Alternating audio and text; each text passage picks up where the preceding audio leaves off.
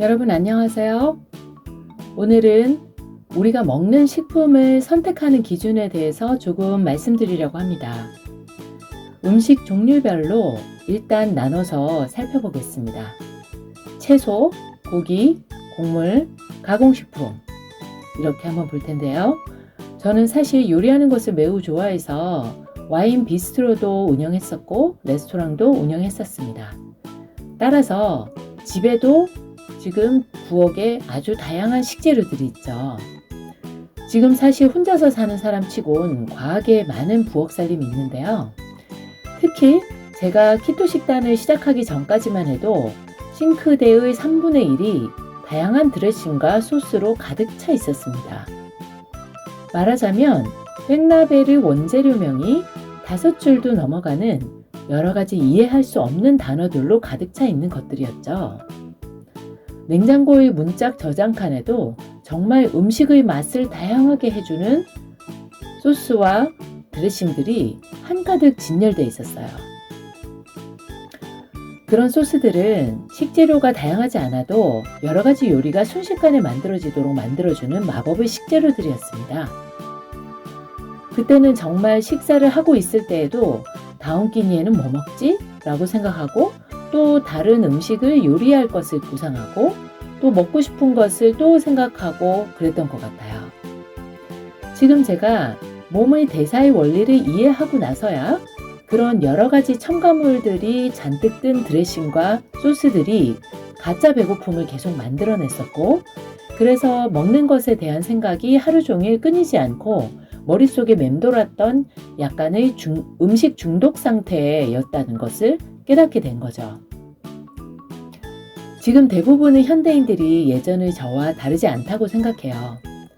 특히나 매스미디어 방송에 많이 노출된 상황에서는 방송에서 본 것들을 먹고 싶은 욕구에 압도되어 몸이 원하는 음식보다는 방송에서 본 음식을 경험하고 싶은 욕구에 지배당하게 되죠.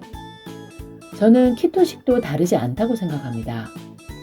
지금 많은 사람들이 건강한 다이어트의 방법으로 키토식을 선택하고 있고 키토식을 통해 건강하게 살려면 어떤 식재료를 어떻게 조리해서 먹어야 하는지에 대해서 깨닫게 되는 라이프 스타일을 건강하게 바꾸는 좋은 선택을 하고 있다고 생각합니다.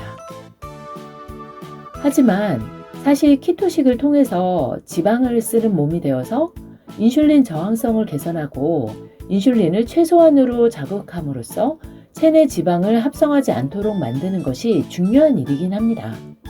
하지만 문제는 지금 우리 사회에 너무나 아무렇지도 않게 식탁을 점령하고 있는 많은 가공식품들로부터 자유로워지고 보다 자연의 형태에 가까운 식재료들을 먹는 것이 생각보다 중요하다는 것입니다. 우리가 자연 그대로의 식재료를 신선한 상태에서 먹어야 한다는 것은 누구나 알고 있죠.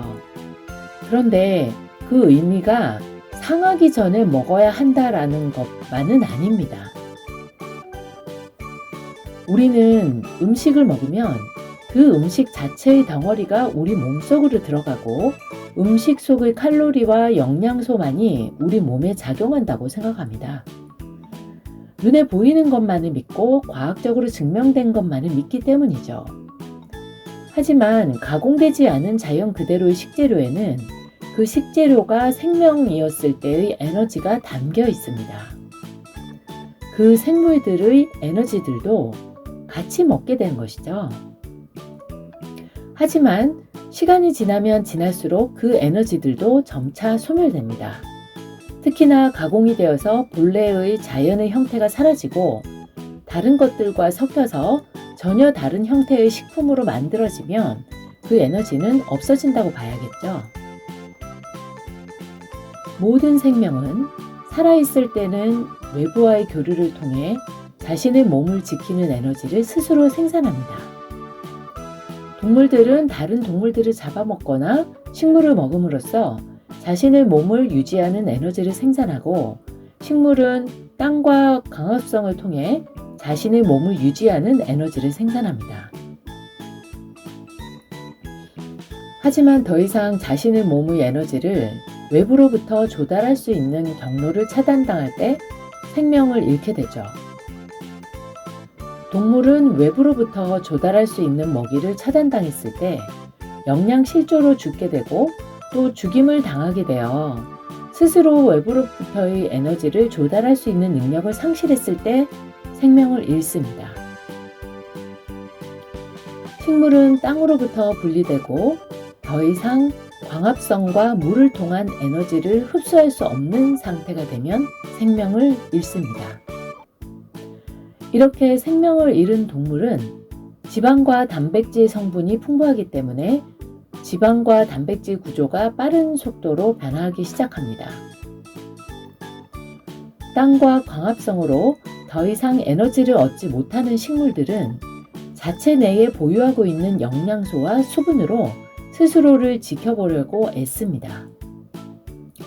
하지만 스스로가 가지고 있는 영양소와 수분으로 지켜낼 수 있는 시간이 한계가 있으므로 그때부터는 수분이 마르고 영양소가 고갈되기 시작합니다. 우리는 그것을 시든다고 표현하죠.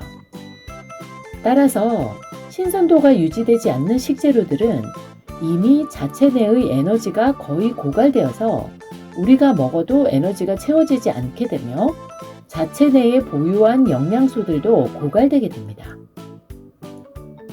이것은 즉 똑같은 양을 먹는다고 하더라도 신선한 음식과 시간이 많이 지나서 시들었거나 상태가 좋지 않은 식재료로 만든 음식을 먹었을 때 몸에 채워지는 에너지 레벨과 영양소가 다르다는 것을 의미하죠. 도축한 지 얼마 되지 않은 신선한 고기를 먹는 것과 밭에서 뽑은 지 얼마 안 된 신선한 채소를 먹는 것, 이런 것들과 가공힘과 냉동육 등과 유통된 지 오래된 채소들과 그것들로 만든 가공식품들을 먹는 것은 차이가 있다는 것이죠.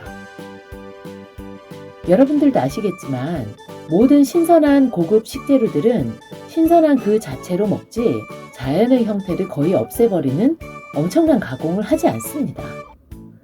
신선한 재료로 가공해봐야 그 신선한 맛을 전혀 못 느끼기 때문에 단가만 비싸고 아무도 알아주지 않기 때문이죠. 따라서 당연히 가공식품은 1차, 2차 신선한 식재료가 아닌 일반적으로는 우리가 거의 먹지 않는 퀄리티가 떨어지는 재료들로 만들어집니다. 물론 아닌 경우들도 있을 겁니다. 신선도에는 문제가 없는데 판매되는 것처럼 말끔하고 예쁘지 않은 채소들이라거나 사람들이 먹기 힘들어하는 질긴 부위의 고기들 같은 경우죠. 하지만 대부분의 가공식품들은 소비자들의 눈높이를 맞춘 가격을 제시해야 팔리기 때문에 그에 맞게 재료의 퀄리티를 낮출 수밖에 없습니다. 그렇게 신선도가 낮은 제품들을 그냥 사용하면 시각적으로도 미각적으로도 퀄리티가 낮은 제품이 나오기 때문에 이것을 더 맛있게 만들기 위해서 다양한 첨가물을 사용합니다. 자, 그러면 우리가 일상생활에서 제품을 어떻게 선택하는 것이 좋을까요? 채소부터 보겠습니다. 채소는 당연히 밭에서 나온 지 얼마 안 되는 자연적인 형태가 유지된 신선한 제품을 구입해서 바로 요리해서 먹는 게 제일 좋겠죠. 신선한 걸 샀다고 하더라도 집에 있는 냉장고에서 오래 머문다면 역시 에너지도 영양소도 고갈된 상태에서 먹기 때문에 신선한 상태로 사서 가능하면 며칠 내에 바로 먹는 것이 좋겠죠. 또한 중간 유통 과정을 많이 거친 것보다 산지에서 바로 직송한 신선한 식재료들을 먹는 게 가장 좋고요. 하지만 상황이 매번 신선한 채소를 산지 직송하기가 어렵고 바로 요리해서 먹기도 힘들다면, 그렇다면 신선한 채소를 산지에서 가져와서 바로 씻어서 냉동한 냉동 채소를 드시는 것이 좋습니다. 냉동 야채의 경우 수확하고 바로 손질해서 에너지가 고갈되기 전에 냉동했기 때문에 물론 냉동하는 과정에서 파괴되는 영양소도 있죠. 그래도 영양소가 고갈되기 전 상태에서 냉동 상태로 유지되고 있기 때문에 유통기간이 길다고 하더라도 영양소 손실이 많지 않아요. 단, 만약 냉동 야채가 해동이 된다면 해동이 되는 과정에서 영양소 손실이 급격하게 이루어지기 때문에 냉동 야채는 절대 한번 해동이 되었던 제품은 사면 안 되고 조리할 때에도 냉동되어 있는 자체로 바로 요리해야 영양소 손실이 적습니다. 해동이 되면서 영양소 손실이 크고 조직 내의 수분이 밖으로 빠져나오면서 섬유 조직이 질겨지고 맛이 급격히 떨어지게 되죠. 따라서 신선한 채소를 샀는데 빠른 시간 안에 도저히 다 먹을 수가 없다 라고 생각이 된다면 구매해서 먹을 만큼만 냉장실에 넣고 나머지는 빠른 시간 안에 손질해서 먹기 좋은 크기로 썰어서 냉동해 두고 바로바로 조리해서 먹을 수 있도록 해놓는 것이 좋습니다.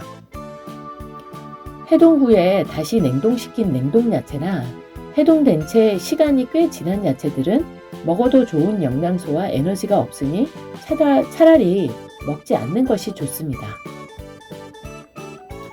통조림에 든 야채들은 자연의 에너지가 하나도 없는 것들이라고 생각하시면 되겠습니다.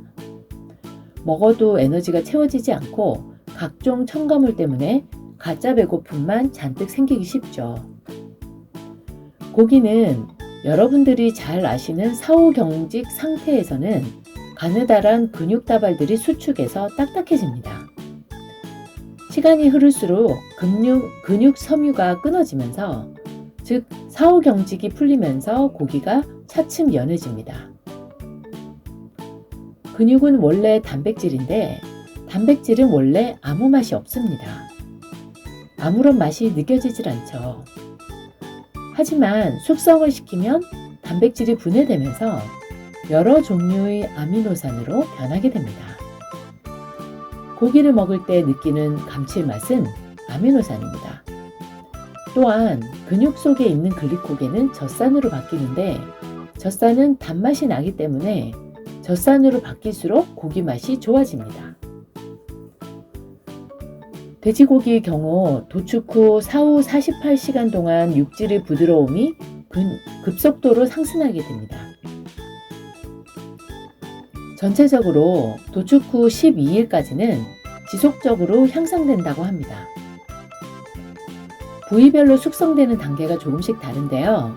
앞다리, 뒷다리의 경우는 4일 이내 빠르게 숙성이 이루어지고 등심은 좀 더 천천히 이루어져 6일에서 8일 정도의 숙성이 이루어집니다. 갓 잡은 신선한 상태에서 먹는 것과 숙성한 고기를 먹는 것은 맛의 차이가 크지요. 신선한 고기는 고기 자체의 육향이 강하고 숙성육은 부드럽고 고기 자체의 육질이 감칠맛이 늘어나게 되죠. 돼지고기 숙성육은 도축한 지 약 보름 정도가 되면 가장 맛있는 숙성 기간에 도달하게 되는 시간이 됩니다. 그 이유가 되면 지방과 아미노산 모두 산패되기 시작하기 때문에 고기 색이 칙칙하게 변하고 냄새가 나기 시작한다면 안 먹는 게 좋겠죠. 곡물은 통곡물과 정제곡물이 있죠. 통곡물을 껍질을 벗겨내고 나면 정제곡물이 되고 이것을 다시 갈아서 가루로 만들면 정제곡물가루가 됩니다. 정제 프로세스가 많아질수록 몸에는 흡수가 더 잘 되죠. 따라서 소화 흡수에 어려움이 많은 노인들과 환자들은 정제된 곡물을 먹는 게 나은데 일반인들은 이렇게 흡수가 잘 되는 곡물을 먹으면 빠른 속도로 흡수가 되어서 혈당을 빠르게 올립니다. 이것은 곧 인슐린 수치의 급격한 변화를 만들죠. 즉 아무리 몸에 좋은 곡물이라고 할지라도 가루를 만들면 인슐린 수치를 빨리 올리는 결과를 가져오게 되기 때문에 직접 씹어 먹는 것보다는 좋지 않습니다. 요즘 몸에 좋다는 귀리, 키노아 등등 이런 것들로 만든 선식 종류가 많은데 다 똑같다고 보시면 됩니다. 특히나 통곡물에는 사람에게 이로운 여러 가지 성분들, 식이섬유, 가바, 폴리페놀, 탄닌, 안토시아닌 등이 들어있는데 그 중에는 피트산도 들어있습니다. 피트산은 중금속 배출, 항암작용, 항산화작용 등을 하지만 동시에 칼슘, 마그네슘, 아연, 철 등의 체내 흡수를 막고 몸 밖으로 배출시키는 기능을 합니다. 따라서 현미밥을 주식으로 할 경우 미네랄 부족 현상을 겪을 수 있으며 성장기 청소년과 성인은 칼슘 부족으로 골다공증 위험이 커질 수 있습니다. 철분 부족으로 빈혈이나 마그네슘 부족으로 근육경련, 고혈압 등을 겪을 수 있습니다. 이를 막으려면 발화현미를 사서 먹거나 현미 발화코스로 압력밥솥에서 지어서 피트산을 제거해주는 것이 도움이 됩니다. 피트산은 산성물질의 쉽게 인과 이노시틀 형태로 쉽게 가스분해가 되기 때문에 따뜻한 물에 구연산이나 식초를 넣고 하루 정도 푹 불려준 다음에 압력솥에 지어 먹으면 피트산을 제거할 수가 있습니다. 오늘은 이렇게 우리가 늘상 접하는 식재료에 대해 알아보았습니다. 가능하면 신선하고 에너지가 가득 담긴 식재료를 드시는 것이 가짜 배고픔을 잘 이겨내고 몸을 건강하게 만들어 감량 꽃길을 걸을 수 있는 비결입니다. 오늘 하루도 멋지고 힘차게 내가 원했던 귀한 시간이 되는 날 되시기 바랍니다.